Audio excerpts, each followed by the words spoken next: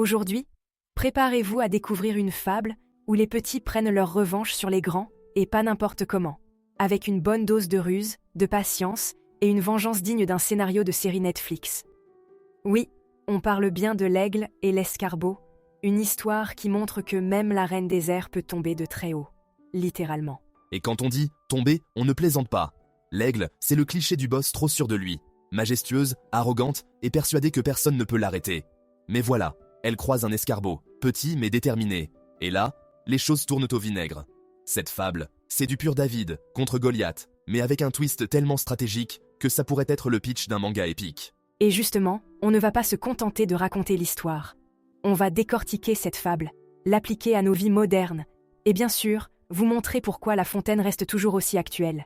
Que ce soit dans les mangas, les jeux vidéo, ou même vos relations perso, vous allez voir que les aigles et les escarbots sont partout. Alors, prêt à plonger dans ce duel épique ? Allez, c'est parti. Voici l'histoire. Un aigle, la reine des airs, capture un lièvre pour en faire son repas. Mais ce qu'elle ne sait pas, c'est que ce lièvre a un allié inattendu, un escarbot. Petit, mais avec un grand cœur.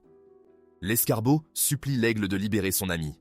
Mais l'aigle, arrogant et méprisant, refuse catégoriquement. Elle se moque même de l'escarbot, en mode « Tu crois vraiment que toi, minuscule insecte, tu peux m'arrêter ?» Mauvaise idée. Très mauvaise idée. L'escarbot décide de se venger, mais pas en attaquant directement. Il sait qu'il ne ferait pas le poids. À la place, il cible ce que l'aigle a de plus précieux, ses œufs. Et là, l'escarbot entre en mode « opération sabotage ». Chaque fois que l'aigle pond ses œufs, il les détruit. Peu importe où elle les cache ou à qui elle demande de l'aide. Même Jupiter, le roi des dieux, ne peut rien faire contre la détermination de l'escarbot. Résultat, l'aigle est obligé de changer toutes ses habitudes pour pouvoir pondre en paix. Une humiliation totale. Et La Fontaine nous dit ici, méfiez-vous des petits, parce qu'avec assez de ruse et de persévérance, ils peuvent renverser les plus grands. Cette fable, c'est un vrai shonen en soi. Un duel où un héros qu'on sous-estime retourne la situation face à un adversaire arrogant. On retrouve cette dynamique dans plein d'animés où le petit, armé de ruse et de persévérance, met KO le grand. Voyons quelques exemples frappants. Dans Naruto, l'aigle, c'est peint.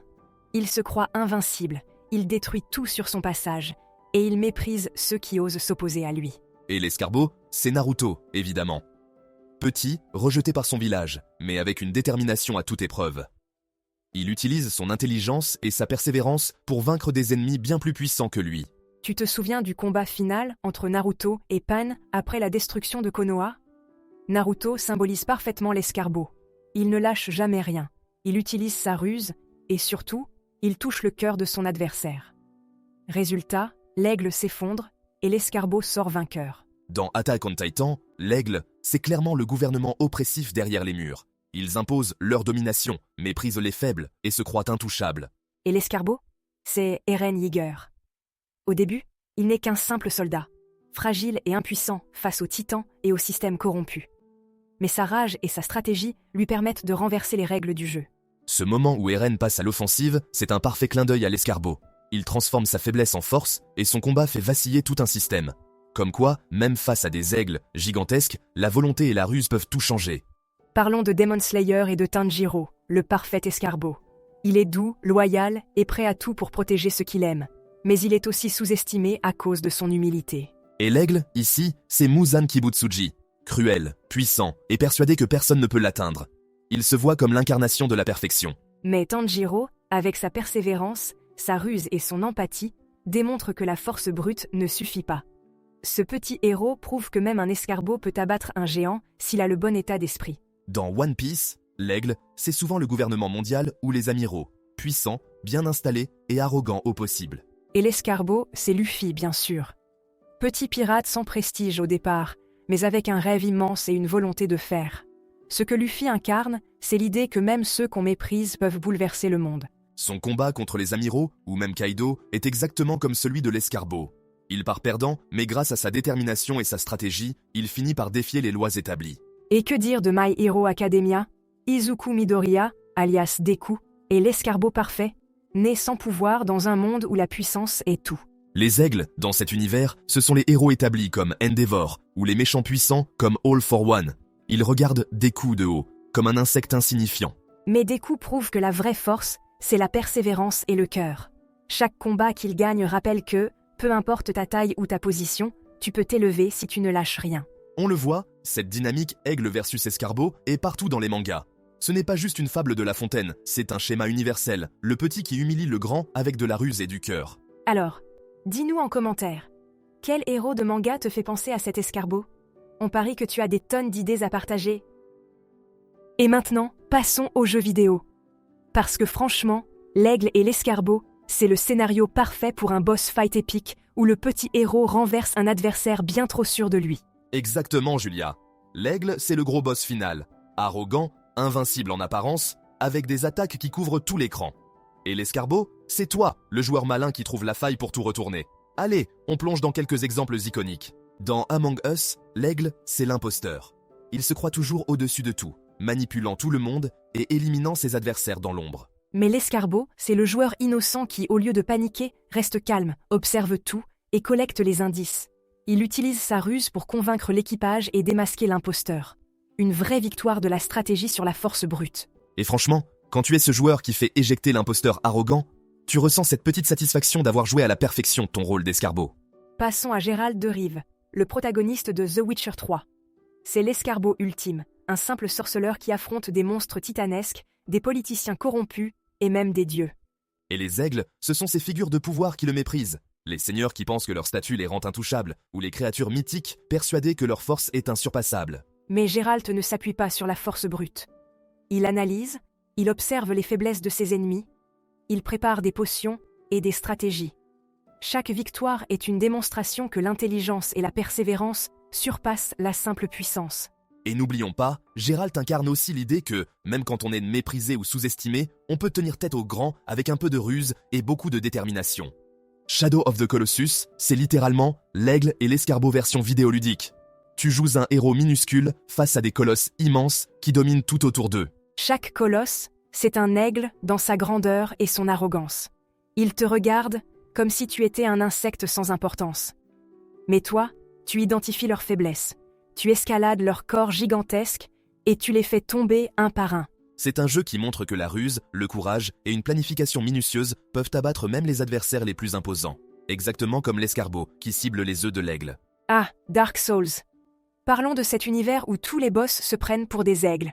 Ils sont gigantesques, écrasants, et surtout, ils te regardent comme si tu n'étais qu'un insecte. Et toi, le joueur? Tu es littéralement l'escargot. Tu es faible, tu meurs 100 fois, mais tu ne lâches rien. Chaque combat, c'est une leçon de patience, d'analyse et de stratégie. Et ce qui est génial, c'est que chaque victoire dans Dark Souls est un hommage à l'escargot. Tu triomphes, non pas grâce à la force, mais grâce à ta persévérance et ta capacité à apprendre de tes erreurs. Franchement, l'aigle n'a aucune chance face à un joueur déterminé. Et comment ne pas parler de Hollow Knight? Là, tu es littéralement un escargot. Oui, c'est un jeu où tu incarnes un petit chevalier insecte qui explore un royaume sombre et affronte des ennemis bien plus grands et plus puissants que lui. Les aigles dans ce jeu, ce sont les boss gigantesques et les figures dominantes du royaume. Mais comme dans la fable, tu utilises ton intelligence, ton agilité et ta persévérance pour triompher. À chaque victoire, tu prouves que la taille ne fait pas tout. Dans Breath of the Wild, Link est un parfait escargot. Petit, silencieux, mais incroyablement malin et persévérant. Et les aigles, ce sont des ennemis comme Ganon ou les créatures divines qui se croient invincibles. Mais Link, armé de son arc, de ses bombes et surtout de son ingéniosité, trouve toujours un moyen de renverser la situation. Ce jeu est une démonstration parfaite que, même quand tu es seul, face à un adversaire gigantesque, tu peux gagner si tu observes, planifies et attaques au bon moment. Un vrai escargot dans l'âme, ce Link. Alors, on le voit, la dynamique aigle contre escargot, c'est une mécanique qu'on adore dans les jeux vidéo. Que tu sois Geralt, Link ou même un simple joueur dans Among Us, c'est toujours le même plaisir de voir le petit renverser le grand. Et toi, dis-nous en commentaire, dans quel jeu vidéo t'es-tu senti comme un escargot face à un aigle? Raconte-nous tes victoires épiques, on a hâte de lire ça. Bon, soyons clairs, cette fable, c'est une vraie masterclass de vengeance bien calculée. Sérieusement, on est dans un niveau de stratégie qui ferait rougir les meilleurs tacticiens de Game of Thrones. L'aigle, en mode reine des airs toute puissante, se dit qu'un escargot c'est littéralement une poussière sur son chemin. Mais, oh quelle erreur! Mais oui, Julia, parce que l'aigle, c'est exactement le boss arrogant qu'on adore détester. Elle pense qu'elle est intouchable, qu'elle peut tout faire parce qu'elle est grande, belle et majestueuse. Elle se croit au sommet de la chaîne alimentaire, au point de mépriser complètement un pauvre petit insecte. Et là, l'escargot entre en scène. Et il ne vient pas pour plaisanter. Oh, regardez-moi, je suis l'aigle, je domine le ciel, personne ne peut m'arrêter. Franchement, l'aigle, c'est ce genre de personnage qui se la pète tellement qu'elle oublie un petit détail. Ce n'est pas toujours la force qui décide du gagnant. Exactement, elle se fout complètement de l'escargot, comme un bourreau des cœurs qui ghoste quelqu'un sans aucune explication. Genre, t'es trop insignifiant pour que je m'embarrasse de toi. Mais, spoiler alerte, quand tu méprises les autres, ça finit souvent par te retomber dessus. Et l'aigle, elle va le découvrir de la pire façon possible. Mais l'escargot, lui, c'est le vrai héros de l'histoire. Petit, discret, mais tellement déterminé qu'il pourrait tenir tête à un marathon Netflix sans cligner des yeux. Il voit son pote le lièvre se faire kidnapper et là, c'est terminé. Il passe en mode « justice pour tous ». Et le plus beau, il ne s'énerve même pas, il réfléchit. Oui, l'escargot, c'est le pro de la vengeance subtile mais implacable. Il ne va pas essayer de se battre avec l'aigle directement. Il sait qu'il se ferait pulvériser en 2 secondes. Alors, il vise là où ça fait le plus mal, les œufs. Chaque fois qu'elle pond, bam, il est là pour tout casser, une vraie machine à sabotage. Ce que j'adore, c'est que l'escargot ne se précipite pas. Il joue le long jeu, comme un maître aux échecs. Pendant que l'aigle essaie de protéger ses œufs, il trouve une faille à chaque fois. C'est comme si un hacker s'attaquait à la base de données d'un géant de la tech. Peu importe les sécurités, il finit par trouver une brèche. Et l'aigle, elle est tellement désespérée qu'elle va même supplier Jupiter, le roi des dieux. Mais même là, l'escargot réussit à le berner. Imagine, l'aigle a tout, la force, le prestige, l'aide divine, et pourtant, elle perd face à un insecte de 5 mm. Franchement, si ce n'est pas la plus belle leçon d'humilité, je ne sais pas ce que c'est. Alors, qu'est-ce qu'on apprend ici ? Premièrement, méfie-toi des petites voix. Parce qu'un escargot qui se sent ignoré ou méprisé peut devenir ton pire cauchemar. L'aigle pensait qu'elle était trop grande pour être touchée, mais elle s'est pris la pire humiliation de sa vie. Oui, c'est comme ces gens qui regardent de haut un collègue ou un camarade de classe parce qu'ils pensent qu'ils sont supérieurs. Et un jour, bam, ce même collègue décroche une promo ou le premier rôle dans une pièce de théâtre, et tu te retrouves à te demander ce qui vient de se passer. Mais l'autre leçon, c'est que la vraie force, ce n'est pas dans les muscles ou le pouvoir, c'est dans la persévérance et la stratégie. L'escargot aurait pu abandonner après la première fois, mais non, il a continué. Chaque œuf cassé, chaque sabotage, c'est une victoire contre l'arrogance. Et c'est aussi un rappel que, peu importe ta taille ou ta situation, tu peux toujours trouver un moyen de te battre. La vie, c'est souvent comme cette fable. Les plus grands défis se gagnent avec de la patience et de la ruse. Alors, si tu te sens parfois comme un escargot face à un aigle dans ta vie, souviens-toi. Avec un peu de ruse et beaucoup de persévérance, tu peux renverser n'importe quelle situation. Et si tu es l'aigle, un petit conseil, ne sous-estime jamais les petites voix. Elles pourraient bien te surprendre. Oui, parce que parfois, le plus grand danger ne vient pas d'un autre prédateur, mais d'un petit insecte bien décidé à te faire redescendre sur terre. Alors, méfie-toi des escargots. Ils pourraient transformer ton nid en véritable cauchemar. Pour bien comprendre l'aigle et l'escargot, il faut se replonger dans l'époque de Jean de La Fontaine. Parce que, soyons honnêtes, ces fables ne sont jamais de simples petites histoires d'animaux mignons. Non, elles cachent toujours des critiques bien piquantes sur la société de son temps. Alors, Clément, raconte-nous un peu ce qu'il se passait à l'époque de La Fontaine. Eh bien, Julia, on est au XVIIe siècle, sous le règne de Louis XIV, le roi Soleil.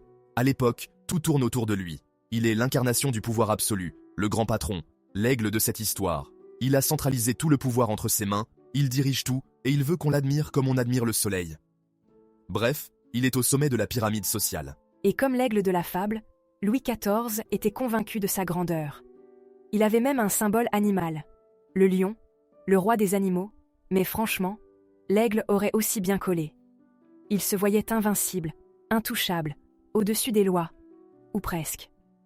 Et les escargots, eux, c'était qui ? Les escargots, Julia, c'est le peuple, bien sûr. Les petits paysans, les artisans, et même les bourgeois, qui étaient bien en bas de l'échelle sociale. Ils travaillaient dur, payaient des impôts exorbitants, et n'avaient aucun pouvoir. Mais, comme dans la fable, quand les petits s'organisent ou se mettent à ruser, ils peuvent devenir une vraie menace pour les grands. Oui, parce qu'à cette époque, la société française, c'est une immense pyramide. Tout en haut, tu as Louis XIV et sa cour, les nobles et le clergé qui vivent dans un luxe incroyable. Et en bas, tu as, tout le reste, les 90% de la population qui triment pour nourrir tout ce beau monde. Exactement. Et ce qui est intéressant, c'est que dans cette pyramide, les petits, les escarbots, sont souvent méprisés. Les nobles et les riches les considèrent comme des gens sans importance, juste bons à payer des taxes et à travailler pour eux. Mais La Fontaine, lui, voit les choses différemment. Avec ses fables, il donne une voix à ces petits, qui, malgré leur taille ou leur statut, ont une vraie importance. Et c'est là que la fable devient géniale. L'escarbot de La Fontaine, c'est une métaphore pour toutes ces petites gens qu'on néglige mais qui, à force de détermination, peuvent faire bouger les choses. C'est un message super moderne, en fait. Mais ce n'est pas juste une théorie. À l'époque, il y avait déjà eu des révoltes populaires qui avaient montré que les petits pouvaient être dangereux pour les grands. La Fronde, par exemple, c'est un bon exemple de ça. C'était une série de rébellions au milieu du XVIIe siècle, juste avant le règne de Louis XIV, où des nobles et des membres du peuple se sont alliés pour défier la monarchie. Et même si ça n'a pas vraiment marché, ça a laissé des traces. Louis XIV a grandi avec cette idée que les petits, les escarbots, pouvaient devenir une vraie menace s'ils étaient mécontents ou maltraités. Du coup, il a tout fait pour écraser toute opposition, mais La Fontaine, lui, n'a pas oublié cette leçon. Alors justement, parlons un peu de La Fontaine lui-même. Parce que Clément, ce n'était pas juste un écrivain, c'était aussi un observateur brillant de la société de son époque, non ? Exactement, Julia. La Fontaine, c'était un gars super malin. Il utilisait les animaux dans ses fables pour parler des travers humains, mais aussi pour critiquer subtilement le pouvoir en place. Parce que, soyons clairs, si tu critiques ouvertement Louis XIV ou les nobles, tu finis vite en prison ou en exil. Alors, il faisait passer ses messages en douceur, à travers des histoires comme l'aigle et l'escarbot. Oui, c'est un peu comme critiquer ton patron en postant un mème sur les réseaux sociaux. Subtil, mais efficace. Et La Fontaine, il était particulièrement doué pour ça. Il a réussi à critiquer tout le système social de son époque sans jamais se faire arrêter. Un vrai escarbot dans l'âme, non ? Parlons aussi de Jupiter, le roi des dieux dans la fable. Il est censé représenter la justice divine ou royale, mais il se fait complètement avoir par l'escarbot. C'est une critique super subtile de La Fontaine sur la justice de son époque, qui était souvent biaisée en faveur des puissants. Oui, parce que dans la vraie vie, si tu étais un paysan ou un petit bourgeois et que tu avais un conflit avec un noble, devine qui gagnait à tous les coups. Spoiler, pas toi. La justice, c'était surtout une affaire de réseau et d'influence, un peu comme aujourd'hui parfois. La Fontaine montre que même quand les puissants appellent les dieux à l'aide, ça ne suffit pas toujours. L'escarbot, avec sa ruse, parvient à renverser la situation. C'est un message puissant pour dire que la vraie justice, ce n'est pas toujours celle des tribunaux ou des dieux, mais celle qu'on construit soi-même. Et c'est pour ça que cette fable résonne encore aujourd'hui. À son époque, elle dénonçait le pouvoir absolu, l'arrogance des puissants et les injustices sociales. Mais même maintenant, les aigles et les escarbots, on les voit partout. C'est un message universel. Oui, que ce soit dans les entreprises, la politique ou même sur les réseaux sociaux, cette dynamique entre les grands et les petits est intemporelle. Et La Fontaine, en racontant cette histoire, nous rappelle que les petits ont toujours une chance, s'ils sont malins et persévérants. Donc, pour résumer, l'aigle et l'escarbot, ce n'est pas juste une fable, c'est une critique brillante de l'époque de Louis XIV, mais aussi une leçon universelle sur le pouvoir, la justice et la résilience. Et franchement, ça n'a pas pris une ride. Exactement. La Fontaine nous montre que, peu importe l'époque ou le contexte, les petits peuvent toujours renverser les grands. Et c'est un message qui continue de nous inspirer aujourd'hui. Alors, qu'est-ce qu'on retient de cette histoire entre un aigle trop sûr de lui et un escarbot ultra déterminé ? Jean de La Fontaine, comme toujours, ne raconte pas juste une petite anecdote amusante. Il y a une vraie leçon derrière, et elle est beaucoup plus universelle qu'on pourrait le penser. Première leçon évidente, la force brute et la puissance apparente ne garantissent rien. L'aigle, avec sa majesté et sa domination dans les airs, pensait être invulnérable. Mais voilà, la vraie puissance ne réside pas dans les muscles ou dans la grandeur. Elle se cache souvent dans l'intelligence et la persévérance. Et c'est ce que l'escarbot prouve ici. Exactement. Cette morale, c'est un rappel que dans la vie, ce n'est pas la taille ou le statut qui compte, mais la manière dont on utilise ce qu'on a. Si tu es rusé, patient et déterminé, tu peux accomplir des choses que personne ne pensait possibles. Il y a aussi une grande leçon sur le respect. L'aigle méprise totalement l'escarbot parce qu'elle le juge insignifiant. Mais ce mépris lui coûte cher. La Fontaine nous dit ici, peu importe la grandeur de quelqu'un, il faut toujours respecter les autres, même ceux qu'on considère comme petits. Oui, parce qu'un petit, s'il est ignoré ou maltraité, peut devenir ton plus grand problème. La Fontaine le dit avec finesse. Sous-estimer ou mépriser quelqu'un, c'est prendre un risque énorme. C'est valable à l'époque de Louis XIV, mais aussi dans nos vies aujourd'hui. Un autre aspect clé de cette morale, c'est l'importance de la persévérance. L'escarbot ne gagne pas parce qu'il a un plan magique qui fonctionne tout de suite. Non, il continue encore et encore, peu importe les obstacles. Il suit l'aigle partout, même jusqu'au roi des dieux, et finit par triompher grâce à son acharnement. Et ça, c'est une leçon super inspirante. Peu importe d'où tu pars, si tu ne lâches rien et que tu restes concentré sur ton objectif, tu as toutes les chances de réussir.